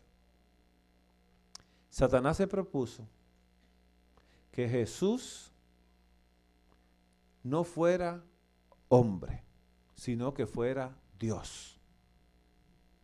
Y por eso las tentaciones de Jesús fueron: si eres el Hijo de Dios, si eres el Hijo de Dios, muestra a Dios. Y haz cosas para ti mismo. Ahí hay piedra, haz pan para que comas. Mira, también dice la palabra esto: desobedece a Dios. Y le dijo: todo esto te daré si postrado me adorares. Todo es para ti. Y Jesús dijo: no, no y no. ¿Qué pasó entonces Satanás? ¿Qué dijo? Yo quiero que el hombre siga siendo hombre. ¿Sí o no? ¿Y qué quiere Jesús que seamos? Como vuestro Padre que está en los cielos. Sé perfecto como vuestro Padre que está en los cielos. ¿Qué quiere Dios que seamos? Que seamos divinos. Y Jesús vino para darnos naturaleza divina aquí en la tierra. ¿Para que nos parezcamos a quién? A Él. ¿A quién se parecía Noé? A Jesús. ¿Y Moisés? ¿Y Enoc? Entonces Satanás está opuesto, quiere que nosotros nos parezcamos a los hombres. Y Dios quiere que nosotros nos parezcamos a Él. Y Jesús se vino a parecer al hombre. Mire qué contradicción, ¿eh? Y así, tomando posición de hombre, resistió al diablo como hombre para decirnos a nosotros que podemos tener la divinidad a través de Él. Y no le crea al diablo, usted tiene que ser como Dios. Dios es la fuente de felicidad y gozo. Por lo tanto, la verdadera felicidad puede llegarle a aquellos que tienen una relación irrevocable con Él. ¿Quién le va a dar el gozo y la felicidad? Mira, aquí se lo creen, aquí adelante. Hermanos, si usted tiene alguna inquietud, es mejor que la diga ahora, porque aquí nosotros vamos a dejar por esta noche. Mañana vamos a hablar un poquito más científico, ¿verdad? Aunque esto era más ciencia que lo de mañana. Pero mañana le vamos a hablar del pecado acariciado. ¿Sabe cómo se acaricia algo? Usted le pasa la mano. ¿Y te gustó? Dice, ay, sí. Otra vez. Uy, otra vez. Y cuando usted acaricia mucho, ¿qué pasa? ¿Se encariña? Se encariña. ¿Y qué va quedando preso de él? Del cariño. Sí. Y entonces vamos a hablar mañana cómo se acaricia un pensamiento a nivel neuronal. ¿Le avanzo algo? ¿Se acuerdan que teníamos 100.000 millones de neuronas? Y cada neurona piensa, siente, habla y se emociona.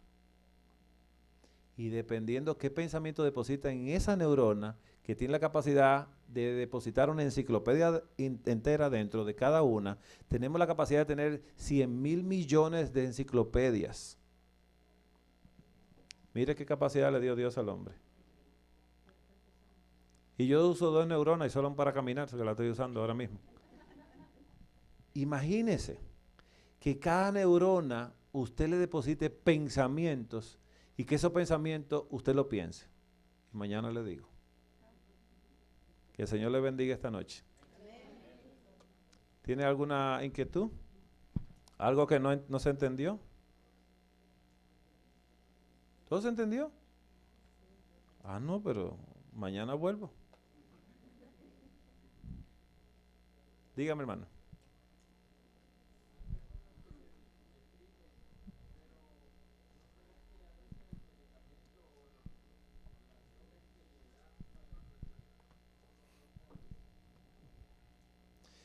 Bien, la vez pasada nosotros mostramos un libro de farmacología y un libro de prescripciones médicas, que lo puedes tomar en cualquier biblioteca, ¿no? Y librería, mostrando que todo medicamento para la depresión produce depresión. ¿Recuerdan? No sé si usted estaba acá, pero lo mostramos esto, que el medicamento que dan para la depresión produce maníaca. Porque si me saca el estado depresivo, me saca con manía. Y me excita tanto que entonces me vuelve esquizofrénico. Todo eso nosotros lo mostramos. Como eso, porque para sacarme la manía hay que ayudarme a producir dopamina. Y cuando me excita mucho la producción de dopamina, ya tengo pensamiento esquizofrénico. Y llego a ser entonces maníaco, depresivo y esquizofrénico. Es un poquito difícil porque no se puede manejar esto de esa manera. Por eso mañana lo vamos a expresar de una manera un poco diferente para que sepamos, hoy vimos qué podemos hacer con los pensamientos, a quién lo vamos a llevar, ¿no? Pero mañana vamos a ver qué producen las neuronas dependiendo del pensamiento.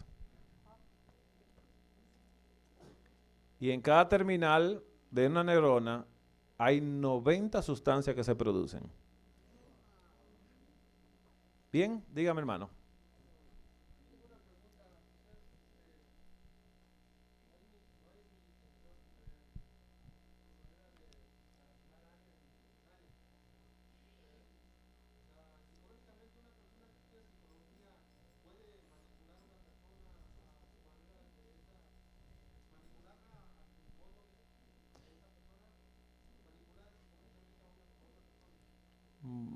Sí, yo entiendo lo que él dice. Bueno, es que en este mundo se da de todo.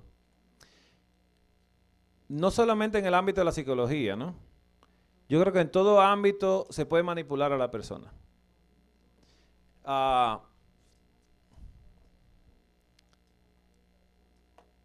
Si una persona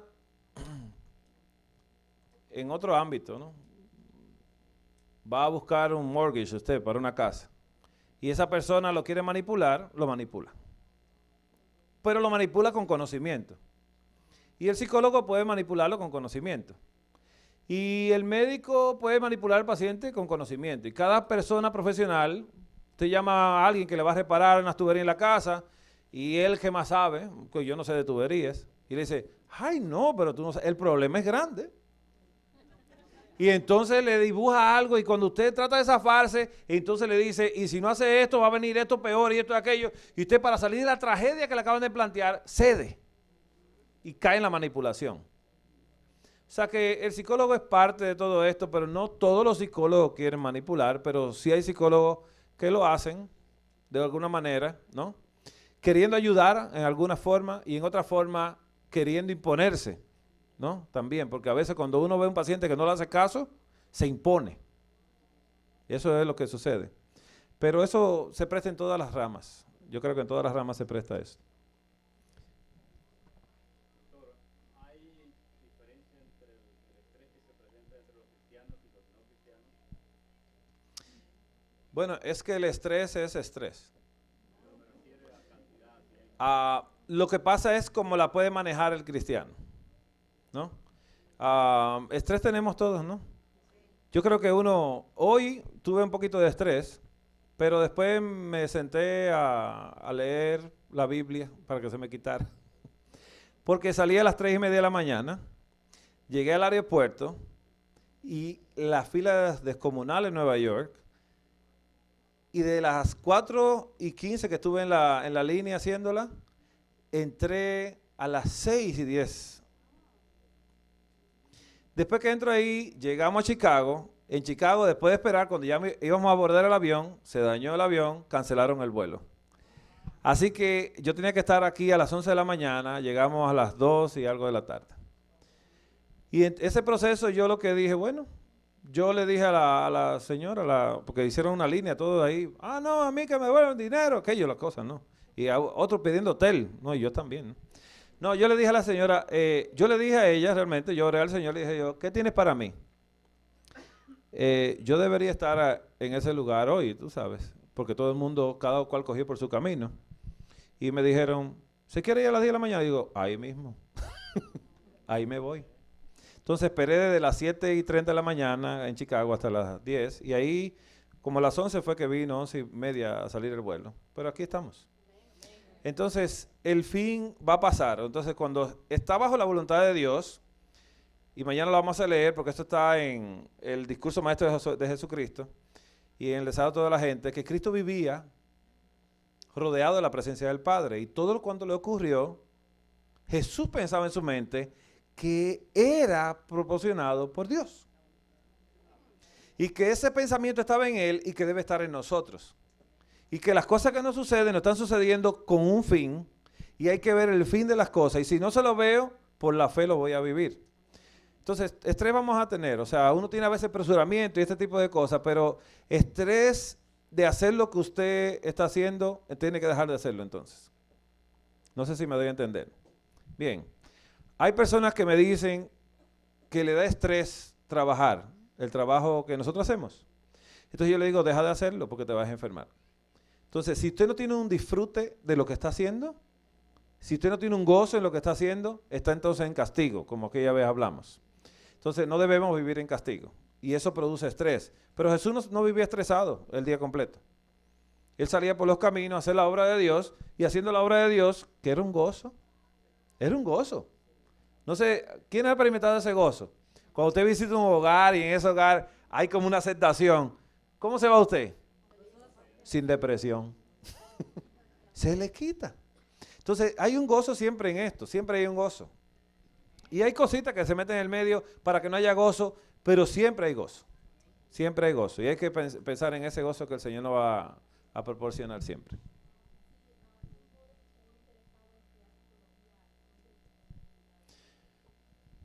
Bueno, mira, en la Universidad de Puerto Rico, la Universidad Adventista de Puerto Rico, de las Antillas que se llama. Hace muchos años atrás se estudiaba psicología con los libros de mente, carácter y personalidad. Hace muchos años. Eso fue sustituido por libros seculares que traen toda clase de cosas, pero eso se hizo para buscar la aprobación del mundo, para que el mundo aprobara al psicólogo. Pero no hay mejor psicólogo que el que estudia los libros de mente, carácter y personalidad.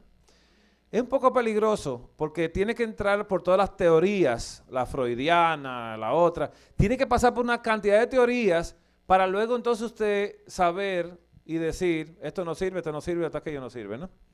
Es un poquito, yo creo que hoy en día, es mi manera de ver las cosas hoy, es que si es de la iglesia, el joven, que estudie, exactamente, carácter de personalidad, y después de estudiarlo bien, estudie terapia, psicoterapia. Psicoterapia, o sea, hay terapistas que es mucho mejor para manejar la conducta humana, y si tiene el conocimiento ya de Dios, siendo terapista, puede diagnosticar, decir, no, este paciente vino, le sucede esto por esto y esto, entonces ya usted tiene la herramienta de Dios para tratarlo como debe ser tratado. De esa manera es que estamos tratando ahí con las personas que nos llegan a diario, y con lo que hablamos la vez pasada de el ejercicio neurológico de la fe, ¿lo recuerdan? Que era escribir las promesas de Dios, pronunciarlas en voz alta y esto. Así hemos estado tratando con las personas y ha funcionado bien. Y hasta el día de hoy, gracias al cielo. Yo creo mucho. Y para concluirte, no sé, porque he visto personas que se han ido a estudiar y hasta fuera de la iglesia están. Entonces me da un poquito de temor yo poderte recomendar algo, ¿no? Que si se va a estudiar o no. Yo estudié medicina y por la gracia de Dios estoy aquí, pero conozco otros que estudiaron medicina naciendo en la iglesia y ya no están en la iglesia. Y se lo advertí cuando iban a empezar. Dije, ten cuidado, porque es muy halagador y hay muchas cosas halagadoras ahí, ¿no? Y se puede vivir muy bien, pero cuando tú piensas en ti mismo, vives económicamente muy bien, y cuando tú piensas en los demás, no vives económicamente muy bien. Así que es un poco peligroso. Dígame, hermanita.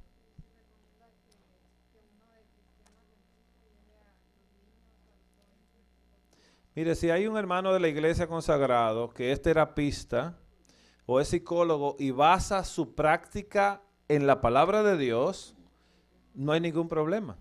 Porque es bueno para él diagnosticar, para él reconocer, mira, este problema vino, esta fue la raíz del problema, entonces a llevar la dirección a través de la palabra de Dios para corregir el problema, ¿no? Eso sería lo ideal, lo ideal. Y hay hermanos que hacen eso. Yo conozco hermanos allá en Nueva York que hacen esto y han dado seminarios en las iglesias y dan las consultas en la iglesia y lo han ayudado bastante a la iglesia a través de la palabra de Dios, apoyándose sobre todo en eso. Sí, hermano. En la Biblia se habla mucho de los poseídos. La esquizofrenia sería el equivalente ahora a esa situación. Sí, cuando leímos hace un momentito de dos situaciones, que la mente la puede controlar Cristo o Satanás. ¿Ve?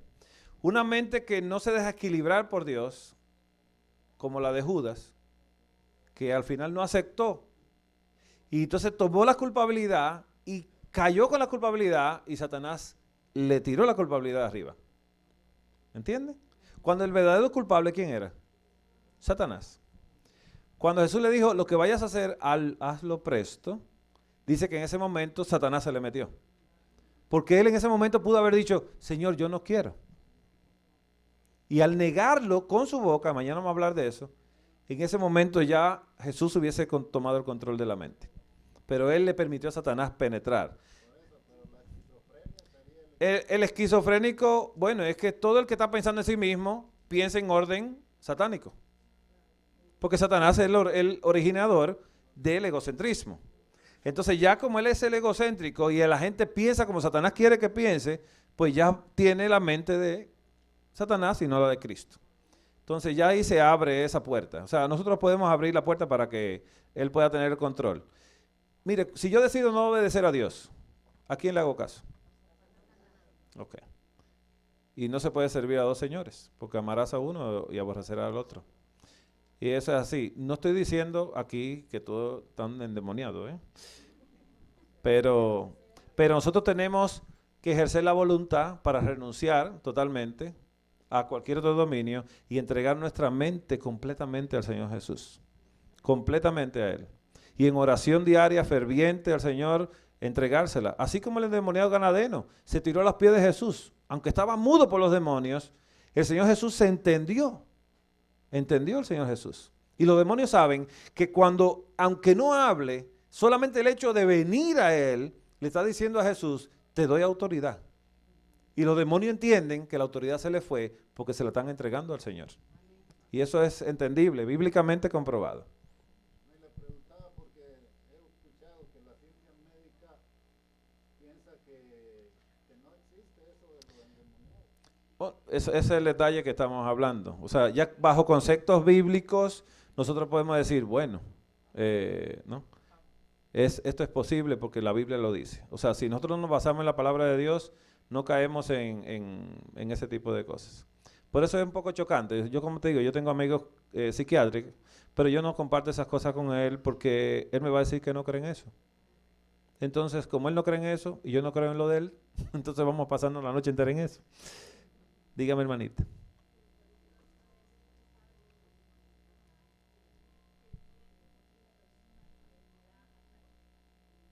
Ataque de pánico. Bien. De eso era para mañana, pero ya... El ataque de pánico, voy con ustedes, sí, hermano. El ataque de pánico, una persona acumula y no suelta. Como dice Jesús, si estás cargado, ven a mí. ¿Ves? Dice que Él quiere tomar la carga nuestra. Entonces la persona acumula y quiere resolver ella misma, la misma persona, ese problema. Y sabes que nosotros no podemos resolver problemas, ¿verdad? Ninguno. Jesús dijo, sin mí, nada podéis hacer. Entonces, cuando yo le creo a Jesús, y yo creo que Jesús dice la verdad, y yo digo, yo sin Él no lo puedo hacer, entonces ya yo tengo la oportunidad de soltar el paquete.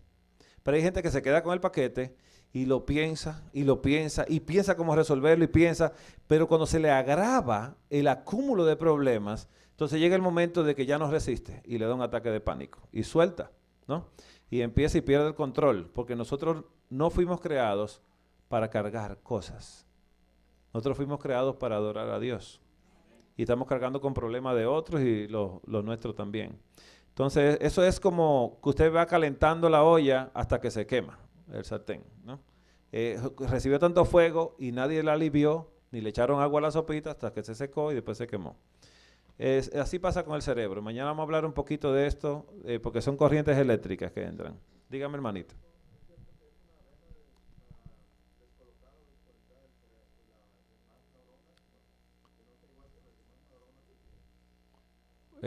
¿A qué se refiere, hermano? Perdóneme. No le... Oh, mira, la esquizofrenia están buscándole justificación para poder justificar los tratamientos que dan, que son bastante caros. Y hay mucho dinero envuelto en esquizofrenia, mucho dinero, muchos programas, muchos millones de dólares envueltos en esto.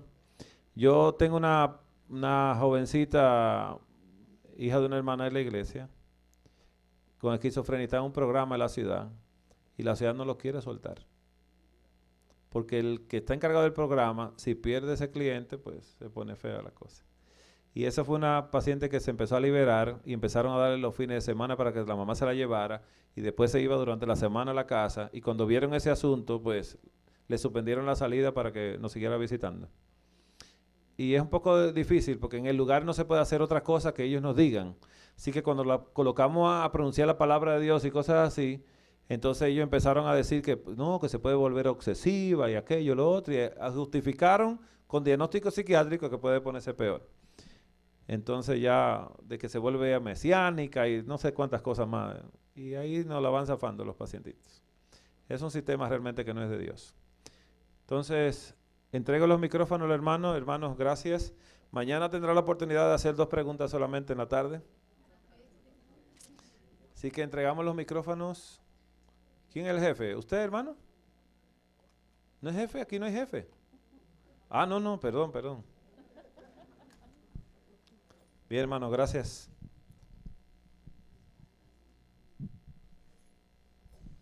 Gracias, doctor. Vamos a ponernos en pie.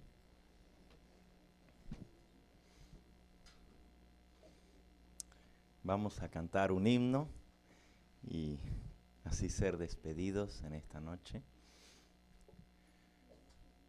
A ver, vamos a cantar un himno que todos podamos cantar. ¿Qué les parece?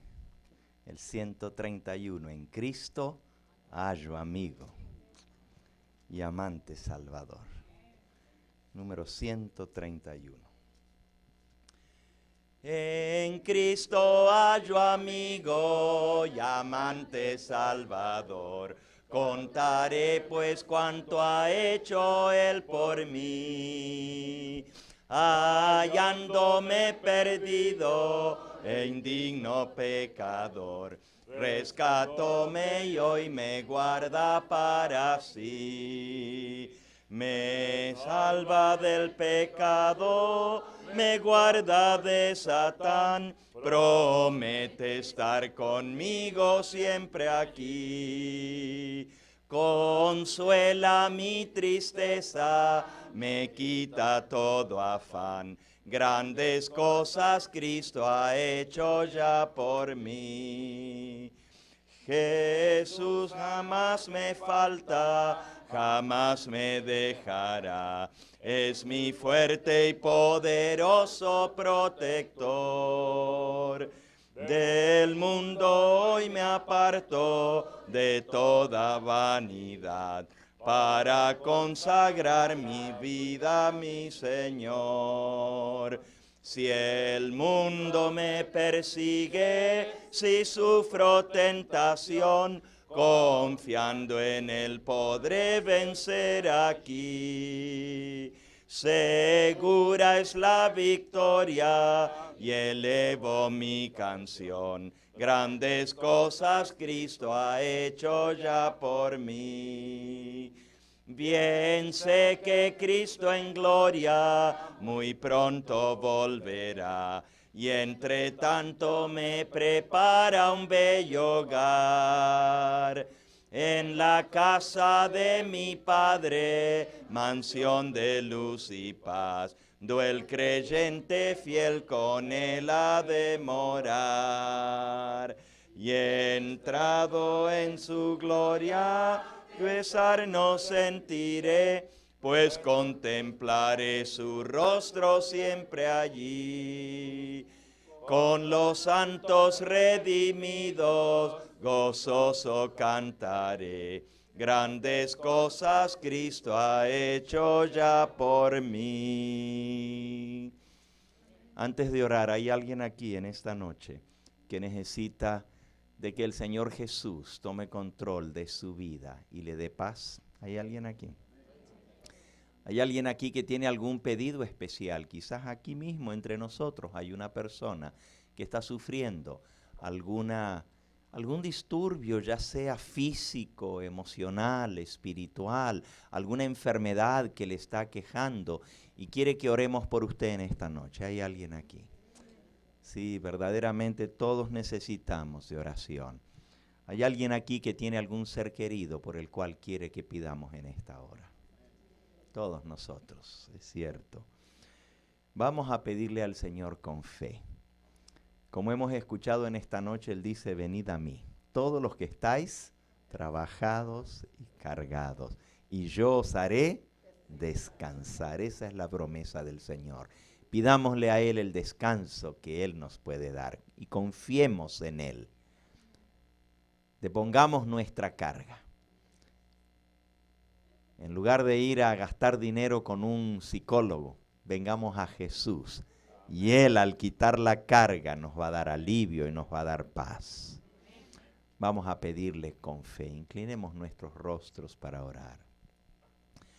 Padre Santo y Dios nuestro, en esta hora venimos tan necesitados de ti. Señor, si cada uno de los que estamos en este lugar pudiéramos hablar, tendríamos cosas que expresar, necesidades, pedidos, peticiones en nuestro corazón.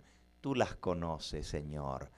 Tú más que nadie sabes cuánto nos ha afectado este mundo de pecado, las circunstancias en que vivimos, la manera como hemos vivido en nuestra niñez. Hay tantas cosas, Señor, que Satanás se ha encargado de atacarnos para destruir nuestra paz.